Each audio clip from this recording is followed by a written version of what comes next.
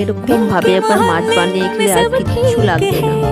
মাছটাকে जरा सा किताबों ফ্রাই में कम করে ध्यान है, ज्यादा মশলা तेरे লাগবে হচ্ছে ख्यालों में পেঁয়াজ, है। রসুন, ধনে পাতা, तुझसे जो मिलके मजा है, कहाँ वो गणित के सवालों में है। ফ্রাই করে নিয়ে তারপর সোমবারে गुस्ताखियां দিব হচ্ছে শুকনো লঙ্কা, मांगे গোটা न জিরা, माफिया, গোটা জিরা হয় ওটা দিব।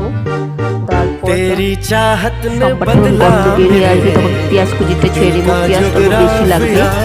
পেঁয়াজ কুচিটা ফ্রাই হয়ে লাল লাল হয়ে আসবে যখন আমি মশলাগুলো একে একে সব দিয়ে দিব। জিরে গুঁড়ো, হলুদ গুঁড়ো, লঙ্কার গুঁড়ো ভালো করে কষিয়ে তারপর দিব হচ্ছে ধনে পাতা, রসুন বাটা, সবার পেস্টটা ভালো করে কষিয়ে খুব কষে যাবে, তেল বের হয়ে আসবে মশলাটা, তখন দিব হচ্ছে জল।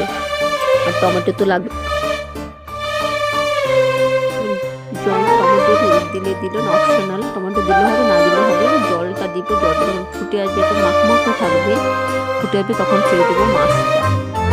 আবার শেষে দিয়ে দেবো, এটা আমার দেখানো হয়নি, হচ্ছে দিয়ে দেবো ভাজা গোটা জিরা গুঁড়ো।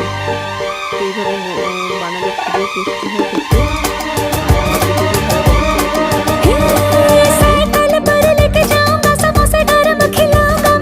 দেখার জন্য।